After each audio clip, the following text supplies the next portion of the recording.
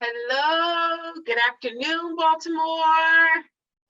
I'm hoping that more of you are actually going to be here live, but we are starting. Welcome to the Healing City Summit. I am Dr. Sabrina Njai, and I'm greeting you from the Heart Nest, which is the home of my psychotherapy practice, and I am accompanied by my beautiful assistant and healer in her own right, Benoit Kenya. And we are here, yay! And the title of our conversation with you today, and I'm going to put that up. The title, oh, you can't see me. Hold on. I need you to see me and the title. Hold on. I always do that wrong. Please forgive me. All right, here we go. I can see me and the title, right? So today's conversation is called A Moment of Knowing, tapping into the wisdom of our ancestors. And part of the reason why I chose this topic is I have spent a great deal of my practice giving guidance and support to people who need to tap into the guidance and support of the people that came before us. And so this title is rooted in my core philosophy as a therapist. It's also rooted in a number of experiences that continually show up to guide me. And most importantly, it is our goal that this short time that we have together is an invitation for you to tap into a conversation within yourself. So this image today was actually taken in Senegal, which is a country. Can you reshare it with us? Oh, I'm so sorry. Thank you for the reminder. I thought we were I thought we were all shared up. Here we go. How about that? Can you see it now? Yay. So you can see that I'm a little bit techie unsavvy. So again, the topic of our conversation with you is a moment of knowing, tapping into the wisdom of our ancestors. And this image is of the baobab tree, which is all over Africa. And when I talk about Africa, I'm not just speaking to people who refer to themselves as African Americans. I want all of you to be reminded that Africa is everybody's mother. And her soil is rich with history and stories, and her soil is rich with this baobab tree. And this tree is beautiful and succulent and green in the winter rather, and it's also full of a sweet fruit, even in the winter when it doesn't have the green leaves that you see in front of you. So I often get my seasons confused because over there it's summer and over here it's winter. But in their winter, the baobab is green, and in their summer, the baobab only has this brown fruit. But no matter what season it is, no matter how it looks on the outside, there is a succulent, sweet fruit.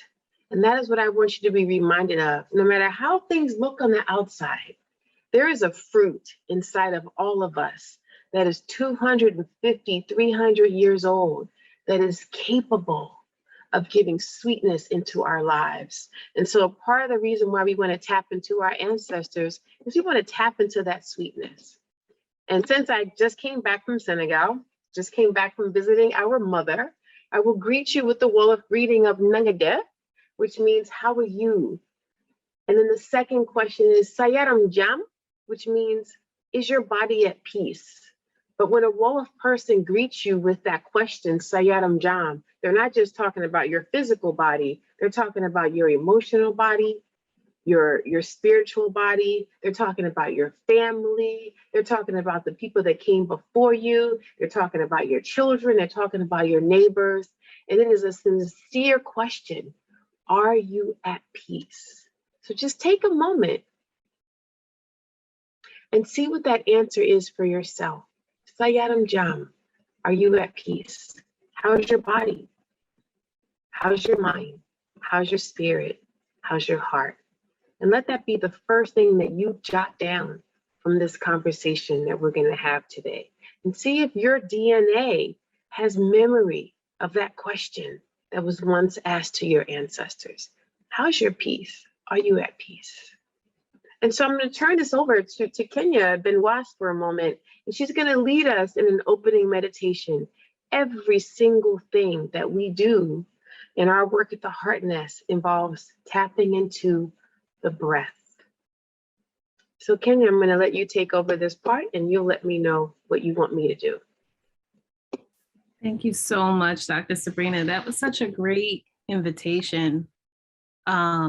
Just reminding us to ask, are we at peace?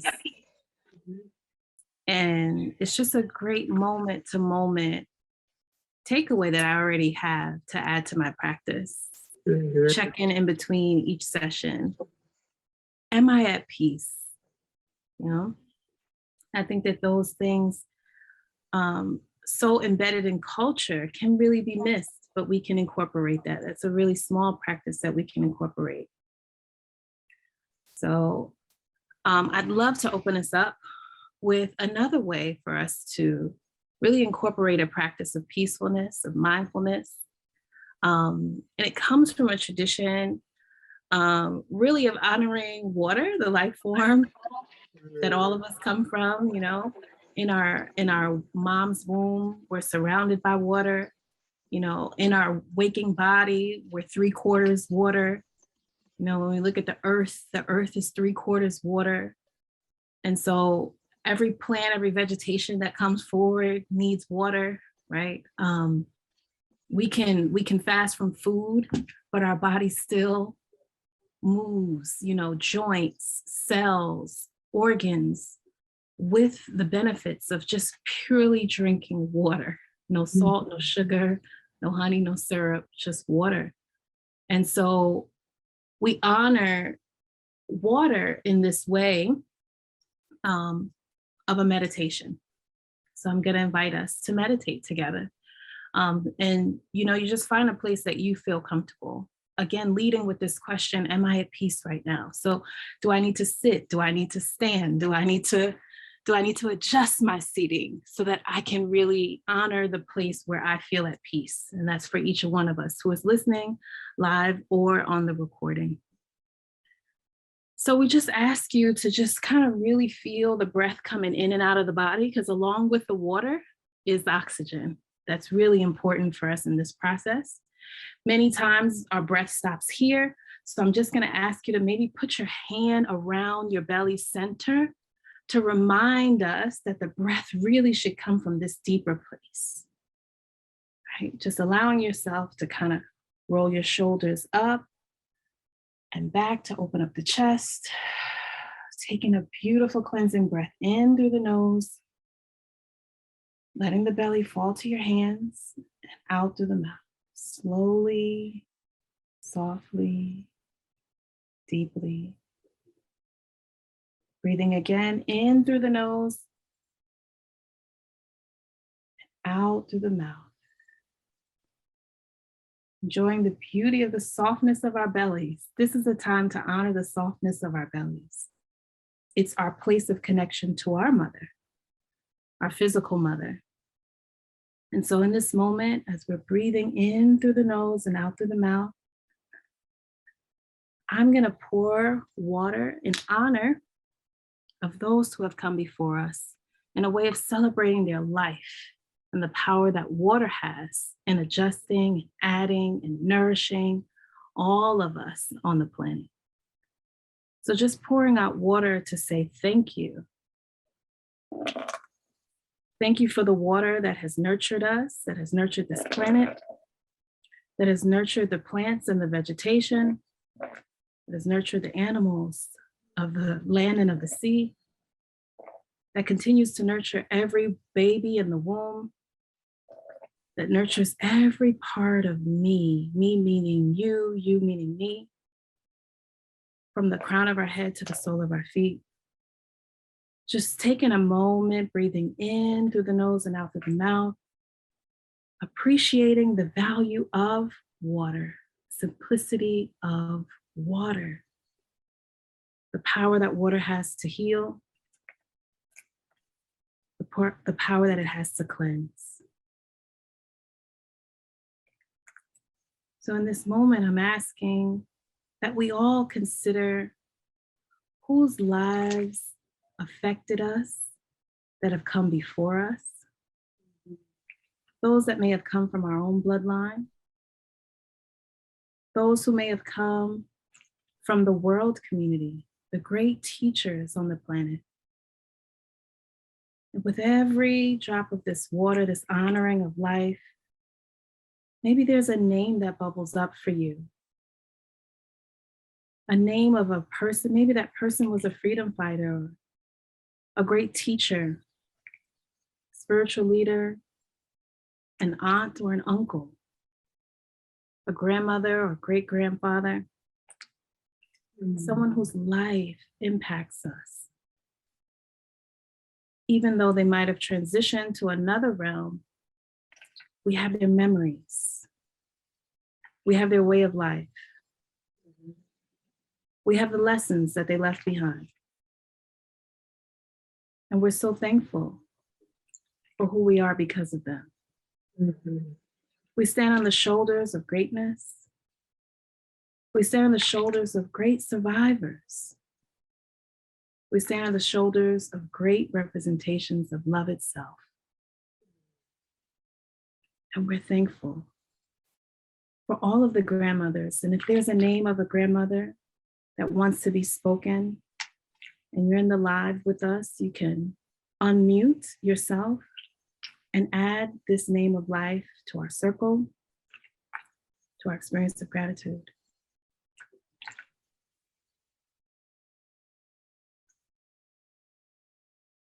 Maybe a grandfather or an uncle, one who's passed recently. We give thanks to those who've passed during the experience of COVID, Mhm. those who passed that we couldn't honor the way we wanted to, those who passed we thought were too young, those who passed who lived a long, beautiful, inspiring life. Mhm.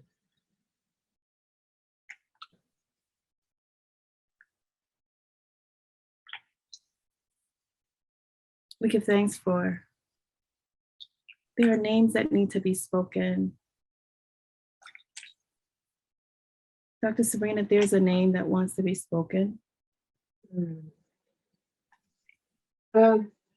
Israel and Marion. Israel and Miriam, Mhm. all those who come from my bloodline, all of the Nachuchis, all of the Delaney's, all of the Graves, all of the Baptistes, all of the Hendersons, Mhm. all of the Popes, all those who passed to the other side. I stand on your shoulders today, yesterday, and tomorrow. Mhm. Mhm.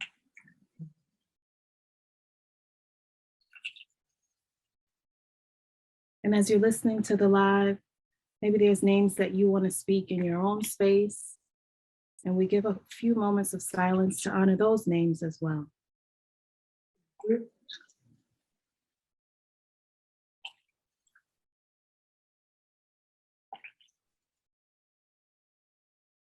They do have names. The heroes in our private world have names, and they deserve to be honored.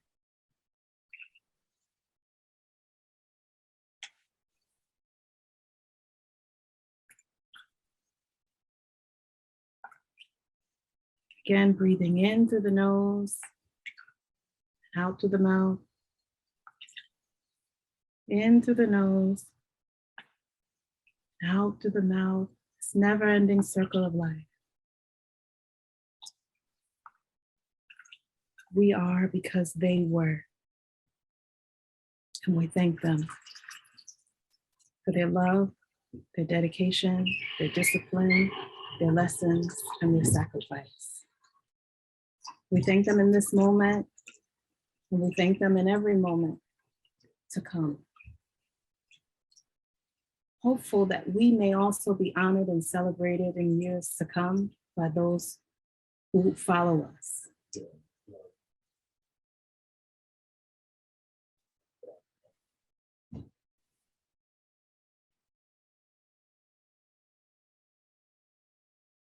Taking a moment to breathe a couple of deep breaths again together.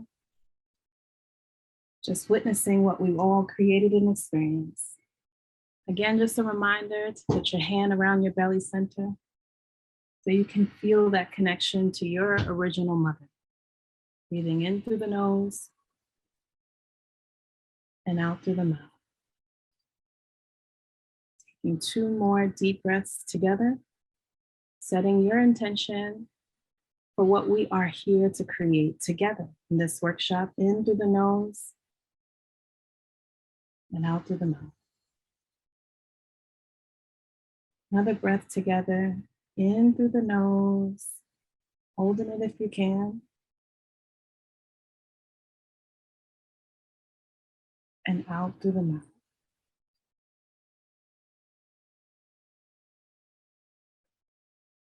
You can call yourself gently to the room, tapping on your skin, rubbing your clothes. I'll give it back to you, Dr. Sabrina. Thank you. Thank you, Kenya. Thank you, those of you who are listening and those of you who will be listening. I also, even though there's not as many people here live, just take a moment and jot down the answers to these questions. Write down, why'd you show up today? Whether you're listening to it virtually or you're listening to us live, tell us about what the title of this talk reminded you to do. And while Kenya was leading the meditation, what ancestor traveled with you today? I see there's at least a couple of people here. You want to unmute yourself and answer? But we'll answer it for ourselves as well. Why do you show up, Kenya? Taking a moment is so critical. Mm-hmm. These days, my schedule can feel really full with my personal commitments, my professional commitments, my service. Mm-hmm. And I'm blessed to be able to have the life that I have. And so in order to show up in each space differently, these moments are critical. I don't have to run them all together and keep the stamina and this adrenaline moving from one interaction to another and to another one. Because the more that I've, bumped up against wellness and illness and death and transition, the more I realize like each moment has a special value and a special place for me. And I can't count them. I can't count how many moments I'm going to have with this person that I love. So I want to be sure that I grab the best of the moment and I give the best of myself in the moment. And that's what I got from, looking at the title, like just that reminder that this is my moment. Mm-hmm. Did anybody travel here with you today? And I say travel in quotation marks. There's so many folks traveling with me. My grandmother's always here with me, both of them.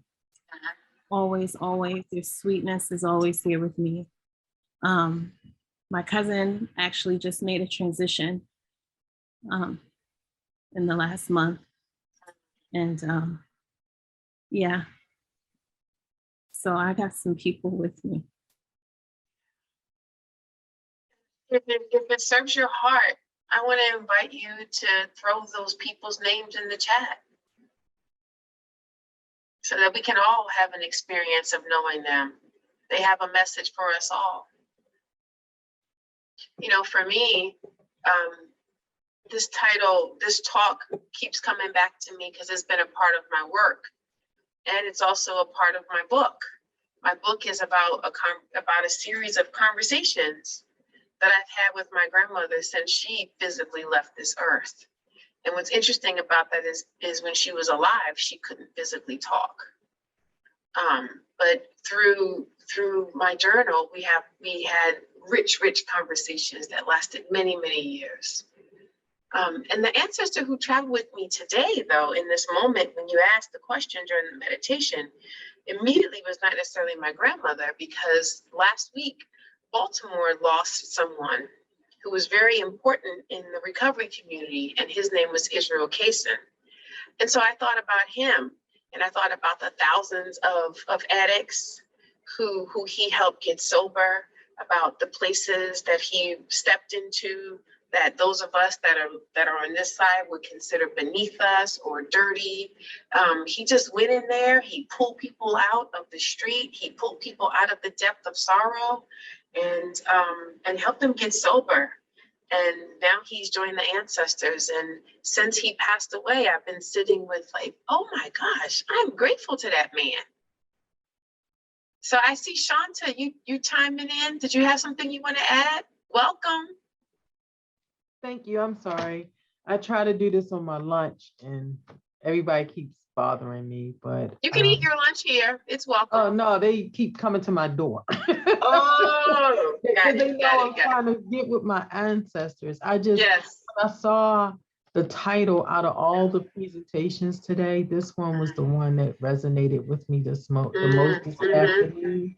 And it said ancestry, right? In the last couple of months, I've really been, my mom, before she passed away, she did ancestry.com. So I've been looking at her notes. I've been looking at our heritage, where we're from, our physical features as it compared to the physical features of the ancestors that we're from, but our emotional line as well, our mental line as well, our health line as well. Like my grandparents had heart disease. My mom passed from heart disease, and just those things. And today I just missed her so much on my way home, on my way from home to work this morning. I just started crying in the car because I just felt her, but I missed her and that feeling of her. So I thank you guys for having me today. Yeah, thank you. And I just want to also let you know that your tears are welcome. You know, the tears is how we stay in connection with people on the other side. It is a way of praying, is a way of praying. It is a way of prayer, and it is a way of healing. So everybody cries here. And all manner of tears are welcome. So thank you, Shanta. I actually think I answered the next question in just wanting to express gratitude. That's my grandmother, my maternal grandmother. My teacher, one of my teachers' name was Sidi, and he passed away. And I'm just grateful for all my clients and all the ones that are still alive and the ones that passed away. And when I said in my intro is I just came back from my husband's ancestral village in West Africa in Senegal. And I had a number of moving experiences, and it brought me to feeling grateful for that village, but also grateful for this village. And grateful for all the villages that I'm a part of, because I think we tend to think of the village as just this dusty place that if you're not from a faraway land, you don't have it.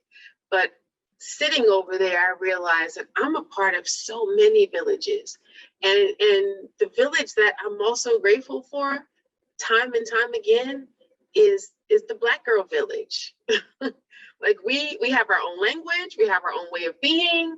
And although I rest in a lot of different communities, I am very comfortable in this one, and I like it. And there's so many Black women who are our ancestors that we could just open up a book or look outside the window, and they will come and speak to us. And so I'm grateful for them. I don't think it's an accident that Black History Month ended yesterday and Women's Month starts today. And there's just so many for us to call on, and we're all related to them. And a part of the reason why I chose this conversation is I do healing work. And I want to guide people to really understanding over and over and over again what healing really means. And healing is a lifelong journey. And this is sort of the parameters that I use with my clients. When they ask me, how do I know when I'm done? I say, oh, honey, it's a lifelong journey. But we will get to the point where you will begin to remember some things that you forgot. You will begin to understand that everything is related, and that the things that happened to you then set the stage for what you're able to do now. But really, what I put in bold for all of us to remember is that healing is about embracing what scares the crap out of us. And sometimes we have to call on our ancestors in order to really embrace the thing that scares us. And I have called my grandmother, Big Mama, how did you handle this? How'd you handle watching your kids go do crazy things? How'd you handle this? How'd you handle that? And I got the answer. And interestingly enough, another woman in my other village of other therapists and social workers, I was on a call with her yesterday, and she's Latvian. She's the first Latvian I ever knew. But we were talking about Latvian history and things that happened, and her people were once oppressed by the Russians.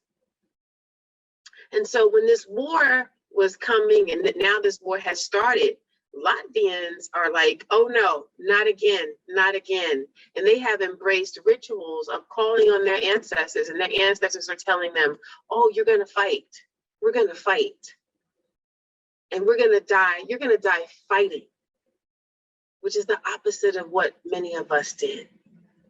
So it's about looking at, oh, I could become an ancestor in facing this thing that's in front of me and being okay with that. Because when we embrace the thing that scares us, our hearts soften and we're less fearful of death and more open to life. And that's really what healing is about. It's that moment when we can experience the divine, and it has nothing to do with religion. It's about creativity and passion and love. It's about embracing the part of us that is strongly male and strongly female. And it's about trusting life. And this photograph is a picture in the village just last month. And the man on the left is actually my brother-in-law. He's the oldest man in the village. And this baby is one of the youngest people in the village. And he is looking at her, and they're having a conversation with their eyes because she can't talk yet. And sometimes when he takes his medication for pain, his words don't come out as clear. And what's interesting about that is me as an outsider of sorts, I don't speak their language. And so the whole time I was there, I was looking for these moments of crucial, loving conversation that transcend the spoken word. And that is what we're doing with our ancestors. We're looking for these seek moments of connection that transcends their capacity to sit in our face and talk to us, but it doesn't mean they're not speaking. So I want us to just pause for a second, those of us that are here, and think about moments that you have connected with an ancestor that transcended the spoken word. I was on a call yesterday, and this woman told me that she was calling on her grandmother, and then she went into the kitchen to do something, and she smelled her perfume. So this connection is multisensory. And in smelling the perfume, she got an answer. And so we call on our ancestors to guide us into the thing that scares us and to assist us in identifying ways for our hearts to heal. Every single human being that has walked this earth has experienced one or all three of these heartaches, either abandonment, betrayal, or rejection. And so our ancestors, because they lived through it already, they may have an answer for us in how to move through what's happening in our lives right now. And that abandonment could be what happened when we were children. It could be what happened before we were even born. We could experience a betrayal in the workplace with a lover, by our children. And we can experience rejection by friends, by partners, again, in the workplace. All of these things hurt our hearts. And those people that came before us can give us guidance on how to move past it. And know how the number one way to do that is through that guidance that Kenya gave us in the beginning. It's tapping into this powerful source that we call our imagination. But we all know that the imagination is so real. So if you leave this conversation with nothing else, write this down. The imagination is real. Look at me. My imagination is real. I can close my eyes and I can see something and it can change my physiology. That's what's so impactful. Same way you, Shanta, talking about thinking about your mom and feeling her and seeing her and that impacting your physiology. It's telling your heart, let some tears out. There's one more layer of healing that needs to happen. And nothing changed. Nobody saw anything happen outside of you in that car. If someone else was sitting there, they wouldn't know until they saw a physical manifestation of the power of your imagination. And so Chinese medicine tells us that when we can imagine and we can bring a new vision in and we can affirm, that is where our chi takes us. Our mind goes first and our chi, the energy, our capacity for healing, and even changing our cellular structure will then follow. So we have this amazing power of telling a story that moves not just us, but moves other people as well. I just see y'all smiling. This sweet girl is my niece. Her name is Daba. She's 4 years old. I totally fell in love with her in Senegal. And she was my Wolof teacher. All I knew how to say was hello and goodbye and some basic commands. Mostly give me a kiss, I love you. Wouldn't get me very far. She taught me all my body parts. She taught me all the words for everything in the house. She taught me how to say where I was going and what I was doing. And we played school together. And she told me stories. And so while we're having this conversation, I want to pause for a second and see if there's a story that is coming up for any of us around the person that showed up today. And just tell us a short story. Close your eyes for a second and think about what a short story is that they shared with you that could be relevant for all of us. And when that pops in, go ahead and tell it.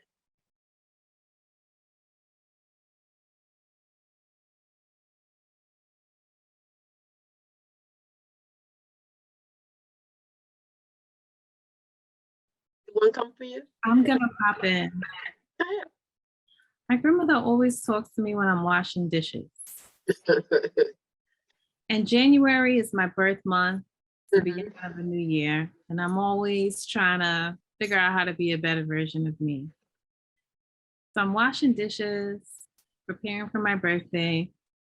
And she says, you know, when you add candles to your cake, you're going to subtract the number of invites you need. Okay. It's all these parables, right? But the lesson that I get from that is really and truly, the more I have experiences and I grow older in years, the number of people that are closer to me are just more valuable. And I don't need a whole bunch to be super valuable to me. And that's a beautiful lesson. It is. And we all needed to hear that too. Thank you. Shanta, did you have one that came to you? Go ahead. Yes. Actually, briefly, when you talked about, you showed the picture of your brother-in-law and the young the oldest, and the the little girl looking at each other. Like my mom would always tell me, because she transitioned kind of quick, like in 3 days she was gone. Like she was she knew her health was declining, but she didn't tell me or my sister. And so in the 3 days, but leading up to that, she would always say, you know, when I'm ready, I will give you a look. And I was like, okay. She said, you know, when I'm ready, I will give you a look. So briefly, we had to put her in hospice care when she was in a hospital, and she went in hospice care for 12 hours. So before she transitioned. So on my way out the room, I said, Mommy, I'll be right back. I'm gonna go change my clothes. She gave me a look. And when she gave me that look, I told my sister, when we come back, she's not gonna be here. My sister said, Mhm. no, well, we're going back. I said, she doesn't want us to witness that. Because she knew that it was always just us. And if, at first, I regret not being there. But then I looked at a picture of me and her a couple of weeks ago that's in my room. And the look in her eyes assured me that she didn't want me to see that process. Mhm. So every time I think I need an answer from her, I go to a picture and it's the look in her eyes as it transcends to me when I look at her in the picture that gives me the answer. Whether it's her eyes are smiling back at me to reassure me that I'm on the right path, or if her eyes has a little bit of sadness in them to let me know that I may want to rethink my decision, or if she has some pride in her eyes when they look at me from the picture. It lets me know that she has pride in my decision making. So it's the look that transcends for me. So that's my story. I mean, when I think about it, whenever I go to look at a picture of my mom, it's whatever's in her eyes lets me know her conversation. That's beautiful. And you're actually validating what we were talking about earlier, that our communication transcends the spoken word. Yeah. Your mother told you goodbye with her eyes. Nice. Yeah, when she looked at me and I knew it, and I was scared. I mean, there's no other way to put it. When I saw that look in her eyes, I was like, you leaving me? But I looked back. We didn't say not two words to each other. But my eyes said to her, you leaving me? And her eyes said to me, yes. Mm. And she So you said, said 1,000. yes. But asked my sister, had she ever had that conversation with her? And my sister said, no, she never talked to me about looking at her and nah, because she knew that the conversation between me and her with the look would have been more intimate than the conversation between her and my sister. You know what else, Shanta? Those of us that come to workshops like this, we are the people that carry messages, information, sorrow, and joy in our families. Yeah. And sometimes my clients get upset with me when I say, if you're the person that chose to see me, then you're also carrying the healing in your family. They're like, I don't want to do it. I know you don't want to, but this is a beautiful, holy station that you've been asked to be on. I didn't choose you. You found me. Yeah, Right. like you showed up for this. You're paying for this. And deep down in your heart, you know that for whatever reason, you're living out a part of your divine purpose. And what I try to tell people also is your story is so beautiful. And your mom, our moms, all these grandmas, all these aunties, they were each unique stars. They were each unique universes. And so their guidance that they give us is about how to move forward, but also how to shine as the unique star that we are. There's only one. There's only one Shanta Privet on this call. There's not another one. Even if there's another one with your name. And sometimes our ancestors have to show up to remind us of that. Like your mother was a unique, there's not going to be another one, right? She was it. She was it. And there's a billion permutations, but she was it. And so I'm so grateful that you shared that story of how you connected with your mom through her eyes and how you continue to connect with her through her photo.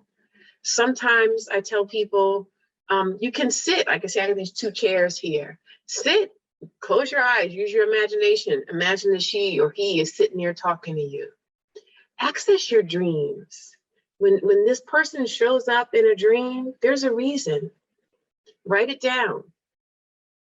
Sometimes I facilitate dream circles where everybody shows up with a dream from their ancestor, and then we each go around and say what that dream would mean for us if it were our dream. And it's so powerful because that ancestor that's speaking to that one person is actually telling all of us something when we sit and interpret it for ourselves. And we don't interpret it for the person, just for ourselves. what I have done with my grandmother is I started a series of journal entries where I started out just writing to her, "Dear Big Mama, I'm so sad you left me." And then one day my pen took over and she started writing me back. And I was like, "What is this?" And told me things about my family, about my mom, about my life that I would have never known.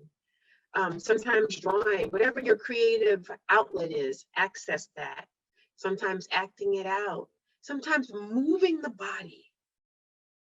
Accessing this memory through all of our senses and then letting it be a multi-sensory experience.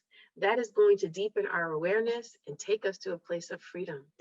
And all of what I'm talking about is an opportunity for you, us, me, to create our own spiritual ritual, a time when we pull away from the outside world consciously, like Kenya used the water. She consciously moved us away from all that was happening out there, and every drop of water pulled us into this experience. It's a breaking away from what's happening out there, being in the present moment. I took off my shoes, because I always take off my shoes when I'm starting any sort of ritual, including walking into my house. And then we're in this place right now where we're in this state of increasing our awareness, increasing our sense of consciousness. We've allowed some beautiful images to emerge. If you were going to create a ritual on your own, you might follow a script. You might make a recording. I made a recording of all the animal sounds in the village, and sometimes I just close my eyes and go there. Think about all your senses, your sense of smell, your sense of taste, your sense of sight, your sense of touch.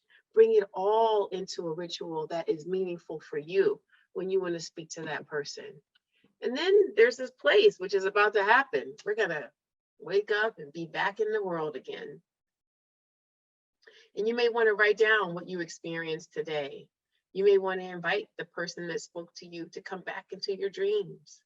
And the goal at the end of any ritual is to incorporate that experience into your day-to-day life. Hence the questions that you ask your mom and the questions that I continue to ask my grandmother and my aunt.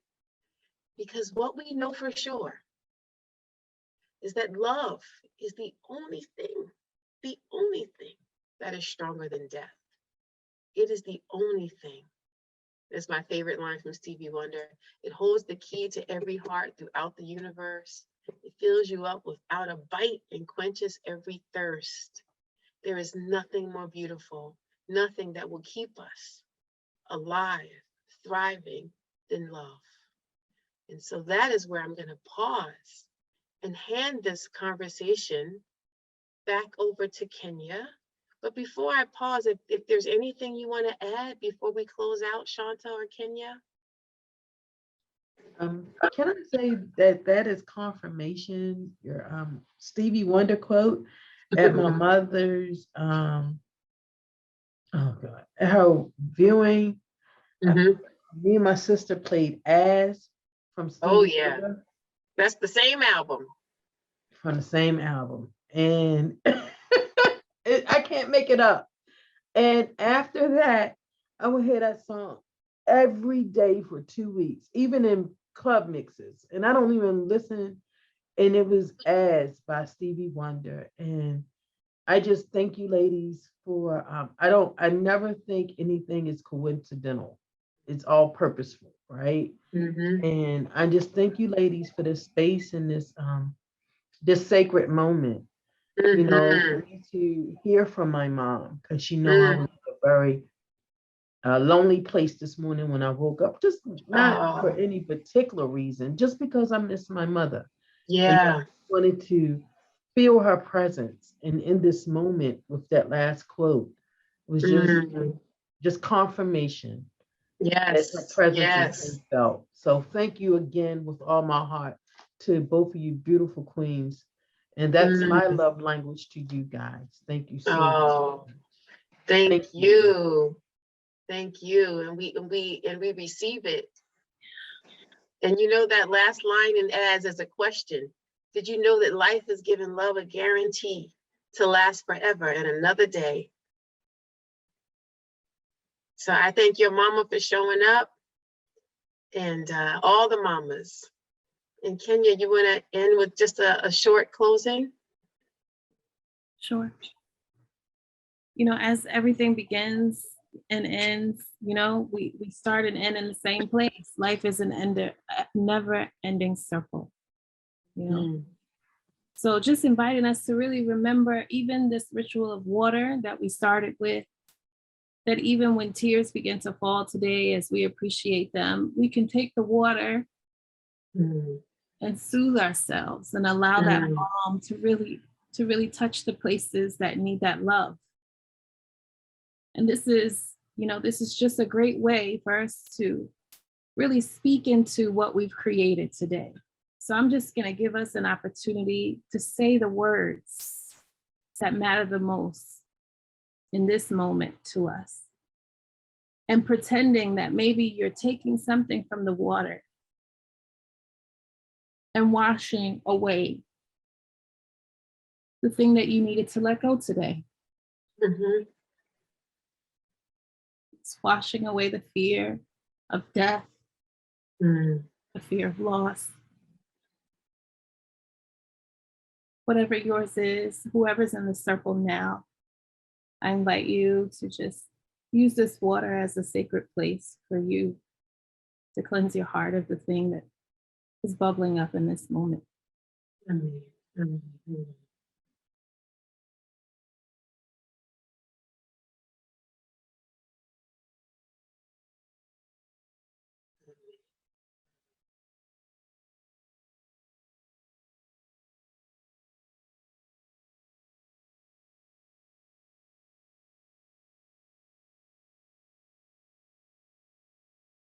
Trusting that our imagination is very real. The things that are unseen are still real. And knowing that this is available beyond this moment. This connection that we feel, we'll never have to lose. We can access this moment that we've created because it has changed us in this moment. And just allow it to resurface as it needs to, when we need it, with no restriction, no hesitation, no fear.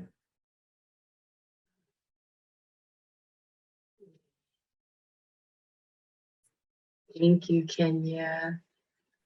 Thank you, Shanta. Thank you, all the mamas, and thank you, all of you that are listening.